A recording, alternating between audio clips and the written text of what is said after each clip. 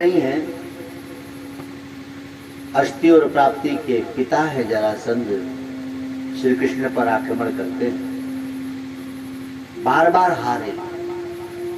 लेकिन जब काल यौवन को साथ लेके मथुरा पे आक्रमण किया है तो श्री कृष्ण मथुरा छोड़कर भागे। अर्थ क्या है? मैंने एक निवेदन किया था आपसे कि मथुरा माना शरीर, इस शरीर पर जरा माना बीमारी, बुढ़ापा। बार बार बीमारी और बुढ़ापा का आक्रमण होता है तो हम दवा से अपने को बचा लेते हैं। लेकिन जब जरासंध यानी बुढ़ापा काल यौवन को लेकर इस मथुरा पे धावा बोलती है तो भगवान कृष्ण को भी मथुरा छोड़ के जाना पड़ा। तो तेजपुर वाले बचोगे क्या? ये शरीर मथुरा है। जरासंध माना बीमारी और बुढ़ापा। जब काल यौवन यानी काल को साथ लाएगा एक दिन ये मथुरा हमारा आपका छूट जाएगा। कृष्ण मथुरा छोड़कर भाग चले, यानी मथुरा आपका हमारा भी छूटेगा भाई। तब आप न क्षत्रिय रह जाओगे, न ब्राह्मण रह जाओगे, न भोपतपुर वाले, न तेजपुर वाले, न गोंडा वाले, न काशी वाले, बस शमशान वाले रह जाएंगे। एक दिन ऐसा आएगा, काल यौवन साथ आएगा। अब काल यौवन से बचना है तो क्या करना चाहिए? तो भागवत कहती है कि श्री कृष्ण भागे, काल यौवन दौड़ा रहा था। मुचुक चंद राजा ध्यान में बैठे थे, कन्हैया ने उन पर अपनी पीताम्बरी डाली। यानी जो महाकाल के ध्यान में रत है उसका काल बाल बाका नहीं कर सकता। काल यौवन को लगा श्री कृष्ण है, जाके जैसे ही ठोकर मारी और जब मुचुक चंद राजा देखे तो काल यौवन जल के भस्म हो गए। अष्ट चिरंजीवों का नाम आता है, यानी काल से वही बचता है जो महाकाल के ध्यान में लग जाता है। श्री कृष्ण मथुरा छोड़ते हैं और द्वारिका बसाते हैं। द्वारिका का ब्रह्मवाचक है। ब्रह्म हर द्वार पर है, जो हर द्वार पे ब्रह्म को बसा लिया वो द्वारिका। द्वार कहाँ? इतने द्वार थे कि मुख्य द्वार कहाँ लोग जान नहीं पाते। द्वार कहाँ, द्वार कहाँ, द्वार कहाँ, तो द्वारिका। हमारा मुख्य द्वार कहाँ है ये कोई बता दे तो द्वारिका हो गया। कथा कहती है विदर्भ देश के राजा भीष्मक की बेटी रुक्मिणी, रुक्मिणी का विवाह उसके भाई रुक्मी ने शिशुपाल से तय कर दिया। ध्यान दीजिएगा जरा, वास्तव में गोपाल कौन है और शिशुपाल कौन है? माता रुक्मिणी लक्ष्मी के अवतार है और रुक्मिणी जी से विवाह करने के लिए शिशुपाल जी बारात लेके आते हैं। लेकिन रुक्मिणी शिशुपाल से विवाह करना नहीं चाहती, तो माता रुक्मिणी ने गोपाल को पसंद किया है और पत्र भेजा। जरा ध्यान देंगे, शिशुपाल कौन है और गोपाल कौन है? जो अपने बाल बच्चों का लालन पालन पोषण करने में जीवन बिता दिया वो शिशुपाल। हम सब इसी लाइन में आ जाएंगे। ध्यान देंगे जरा, बात कड़वी है, क्षमा करेंगे। भागवत जी का ये कहना है कि जो अपने बाल बच्चों का पालन पोषण करने में अनमोल मानव जीवन व्यतीत कर दिया वो शिशुपाल है। लेकिन इस मानव तन को पाकर जो गुरु गोविंद से लग गया और भजन में लग गया वो गोपाल है। इस मानव तन को पाकर जो गुरु की शरण चला गया, आचार्यो उपासनम शौचम, इंद्रियों को निग्रह करता है और भजन में लगता है वो गोपाल है। गो माने इंद्रिय। रुक्मिणी पसंद किसको कर रही हैं? गोपाल। हम सब शिशुपाल हैं, लक्ष्मी चाहते हैं तो हमको मिलती नहीं, और हम ही लोगों में से जो छोड़कर गोपाल के भक्त हो गए अयोध्या में, वृंदावन, काशी में वो बैठे हैं और उनके यहाँ ले जाके देखो तो अयोध्या में बाबा जी लोग के पास कोई कमी है? कोई काम नहीं करते। हम और आप ले जाके उनको चढ़ावा देते। क्यों? क्योंकि वो गोपाल से लगे हैं और लक्ष्मी गोपाल को पसंद करती है। हम लोग जी तोड़ के मेहनत करते हैं तो भी सारी सुविधा हमारे घर नहीं है, और वो खाली हरी हरी करते हैं, कोई दुविधा उनके आश्रमों में नहीं है। वो न कहीं कमाने जाते हैं न किसी दुकान पे खरीदने जाते हैं, आश्रम में बैठ के खाली माला घुमाते हैं, उनके यहाँ सारी सुविधा आप और हम पहुँचाते हैं, और हम लोग जी तोड़ मेहनत करते हैं, फिर भी सारी सुविधा इकट्ठा नहीं कर पाते। क्योंकि भागवत की कथा कहती है माँ रुक्मिणी गोपाल को पसंद करती है, शिशुपाल को नहीं। शिशुपाल कमाए फिर भी गोपाल उनकी लक्ष्मी लेके जाए, यही तो होता है। मेहनत हम करते हैं और धन किसको देते हैं? महाराज जी लोग को। जय श्री राम। कारण वो गोपाल को बचते हैं, वो गोपाल है और हम शिशुपाल हैं। अब गोपाल तक संदेश जाएगा कैसे आपका? तो भागवत कहती है सुदेव नाम के एक ब्राह्मण अंतःपुर में रहते थे। यानी गोपाल तक संदेश कब जाएगा? जब कोई ब्राह्मण मिले। ब्राह्मण माने जो ब्रह्मज्ञानी महापुरुष है। ब्रह्मज्ञानी गुरु के द्वार पर जाएं तो हमारी अर्जी वो भगवान तक पहुंचाए। सुदेव ब्राह्मण को माता लक्ष्मी पत्र लिख के भेजती हैं और वो पत्र लेके द्वारिका पहुंचती है। अब जरा समझिएगा, आप बेटियों के लिए बात है, यहाँ के बाद की कथा बेटियों की। बेटियों को आज इस कथा से सीखना है कि हम वर्ण किसका करें। पहले की बेटियां इस मामले में बुद्धिमान थी। पहले की बेटियां होने वाले पति की शक्ल नहीं देखती, उनके कर्म देखती। आजकल तो ये देखते कि बाल है कि नहीं, अच्छी खाल है कि नहीं। ये ना बाल रहेगा ना खाल रहेगा, बेवकूफिया। श्री कृष्ण सांवले हैं और माता रुक्मिणी बिल्कुल गोरी है, लेकिन रुक्मिणी गोपाल को पसंद करती है। आजकल किसी बिटिया को फोटो दिखा दो कि देख तेरा पति थोड़ा सा वो बना देगी तुरंत लंका जैसे। क्योंकि आजकल की बेटियों की बुद्धि शास्त्र सम्मत तो है नहीं। इनको खाल सुंदर चाहिए, चाल चाहे उसको जैसी भी हो। और माता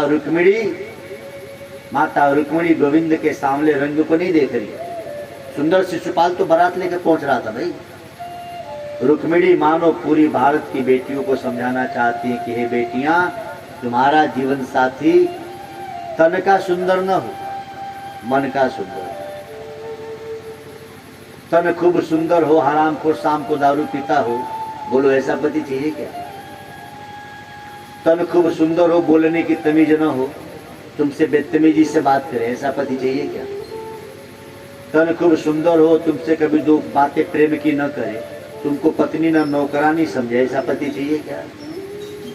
लेकिन सांवला भले हो, आपको आदर देता हो, नशा न करता हो, आपके माता पिता को सम्मान देता हो, ऐसा पति चाहिए कि नहीं? बोलो। हाँ, ऊपर से बोल रही हूँ, मुझे पता। बोलो, सांवला चाहिए कि गोरा? अरे चाहत गोरे पर। बोलो कैसा चाहिए? हाँ, दिल पे पत्थर रख के कह रही काले चले महाराज, अब तो फंस ही गए आके। आप तो फंस ही गए, आपकी कथा में बैठ गए।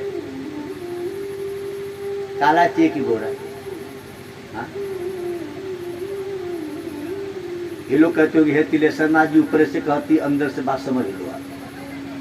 हाँ, ओम नमो भगवान।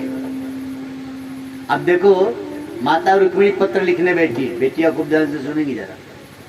एक ऐसे व्यक्ति को रुक्मिणी पत्र लिखने बैठी है जिसको वो जानती नहीं है, एक दूसरे को देखे नहीं है। तो जब पहले पत्र लिखा जाता था ना, तो उसकी शुरुआत कैसे होती थी? आदरणीय, वंदनीय, पूजनीय, या अपने छोटे को लिखते थे तो प्रिय, ऐसे शब्द लिखा जाता था। रुक्मिणी जब लिखने बैठी है पत्र, कलम कापी ली, तो सोच रही कि मैं लिखूं क्या, शुरुआत कैसे करूं? आखिर इनसे कोई रिश्ता तो है नहीं। आदरणीय वंदनीय क्यों लिखूं? कोई रिश्ता थोड़ी है। अच्छा, प्रिय लिखूंगी तो कहेंगे कि बड़ी बेशर्म है, जान न पहचान, कैसे प्रिय हो गए। माता रुक्मिणी काफी देर तक बैठकर ये सोच रही कि मैं पत्र लिखूं क्या। श्रीमद् भागवत में ये पत्र बड़ा ही अद्भुत है। रुक्मिणी जी ये सोच रही हैं कि मैं क्या लिखूं गोविंद को। आदरणीय लिखूं, वंदनीय लिखूं, पूजनीय लिखूं कि प्रिय लिखूं? सोचो बेटियां, सोचने वाली बात है ना। क्या लिखूं? आजकल लिखना हो तो क्या लिखेंगे पता है? हाय, पहला शब्द यही रहता है। आजकल बढ़िया अंग्रेजी में अनजाने आदमी को लिखना है तो न प्रिय न आदरणीय न वंदनीय न हाय, मतलब मेरी हाय तुझे लग जाए। हाँ, हाय का मतलब ये होता है। हाय माने समझ गए? हाय माने हाँ, अंग्रेजी शब्द ही बड़ी गड़बड़ है। हिंदी में हमारी संस्कृति में जब कोई मेहमान आता है ना तो हम जाके उसको प्रणाम करते हैं, स्वागतम, पधारिए। अंग्रेजी में कोई गेस्ट आता तो बोलता हाय, आ गया रे चाय पिएगा। हाँ, अंग्रेजी से बोलता हाय। अंग्रेजों की स्थिति है कि जैसे ही कोई गेस्ट आता तो बोलता हाय, आ गया, अरे चाय तो पी के ही जाएगा। भारतीय सनातन परंपरा में जब कोई अतिथि जाता है, मेहमान, तो हम उसको प्रणाम करते हैं और कहते हैं फिर आइएगा। ये हमारी परंपरा है, हमारा संस्कार है। अंग्रेज क्या करते हैं, जब कोई जाता है तो बोले बाय, मैंने बलाई जग गई, अब आना मत। हम अंग्रेज लोग रिश्तेदारों को बलाई मानते हैं, बाय मैंने जो अब ये जित, ऐसे करते हैं बाय। इसीलिए आपसे प्रार्थना है, अपने पापा मम्मी को तुम ऐसे बाय ना करो, इसका अर्थ बड़ा गड़बड़ होता है भाई। ये हराम खोर अंग्रेज खाली गड़बड़ी सिखा के गए हम लोग। हाय बाय, हाय माने मेरी बदुआ लग जाए, बाय माने तू बलाई था जा, अब आना मत। माता रुक्मिणी बड़ी देर तक सोच रही है क्या लिखूं। रुक्मिणी जी ने जो पत्र का आरंभ किया है बड़ा सुंदर है, बेटियों को खूब ध्यान से समझ लेना चाहिए। रुक्मिणी पत्र में आरंभ करती हैं, हे श्याम सुंदर। शब्द देखें भागवत जी का, न आदरणीय न वंदनीय न पूजनीय न प्रिय। क्या लिखा? हे श्याम सुंदर, मैंने आपके सुंदर कृतियों का श्रवण किया है। शब्द देखें, हे श्याम सुंदर, मैंने आपके सुंदर कृतियों का श्रवण किया है, जिससे मेरा मन आपके सुंदर कृतियों के प्रति आसक्त है। शब्द देखे, यानी हे गोविंद, मैंने आपके अच्छे अच्छे कामों के बारे में सुना है और मेरा मन आपके अच्छे कर्म से प्रेम करता है, न कि आपकी शकल से। यहाँ फेसबुक पे देख लेते हैं सुंदर तस्वीर तो फ्रेंड रिक्वेस्ट भेज देते, तेरी बुद्धि की शुद्धि करे किले सरनाथ। कैसी मूर्खता आ गई। अच्छा, आजकल मोबाइल को सिस्टम है, काला आदमी भी अपने को सुंदर बना ले ना ऐप से, और चिपका देते हैं बढ़िया फोटो।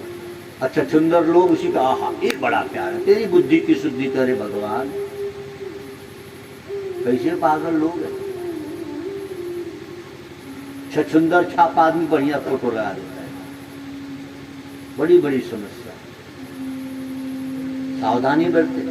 माता रुक्मिणी कहती है, हे श्याम सुंदर, मैंने आपके सुंदर कृतियों का श्रवण किया है और मेरा मन, क्या सुंदर वचन है माता जी के, आपके सुंदर कृतियों के प्रति आसक्त है। अब क्या कहा उन्होंने?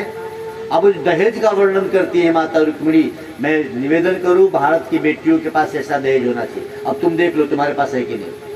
रुक्मिणी ने सोचा कि मेरे माँ बाप की, मेरे बाप भाई की तो मर्जी नहीं है, एक कन्हैया राजा हो गए हैं, तो कहीं ऐसा ना सोचें कि रुक्मिणी से विवाह करूंगा तो कुछ दहेज तो मिलेगा नहीं, बाप भाई पक्ष में नहीं है। तो सबसे पहले माता रुक्मिणी ने दहेज का वर्णन किया।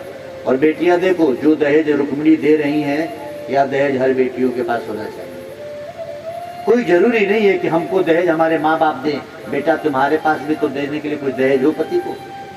रुक्मिणी कहती है, हे द्वारिकाधीश, ऐसा कोई कार्तिक का महीना नहीं बीता कि मैंने सूर्योदय से पहले स्नान करके गोविंद का पूजन न किया हो और हर संध्या को तुलसी को दीपक न जलाया हो। वह पुण्य मैं आपको दहेज रूप में दूंगी। दहेज का वर्णन देखो। अब सोचो, आज की बेटियों के पास ये दहेज है? आज की बेटियों के पास सर्टिफिकेट भले हो पढ़ाई की, लेकिन कार्तिक महीने के प्रभात स्नान की और तुलसी के दीपक जलाने की कहाँ गए? रुक्मिणी कहती है, हे द्वारिकाधीश, मैं वो पुण्य आपको दहेज रूप में दूंगी। भगवान को ऐसा ही दहेज चाहिए था, तभी तो चले गए रुक्मिणी को लेने। तो आपके पास दहेज कैसा होना चाहिए? बस 2 मिनट रुकेंगे, जल्दी से बस ब्याह हो जाता है तो छुट्टी करेंगे। जाके देखो जी उन लोग को,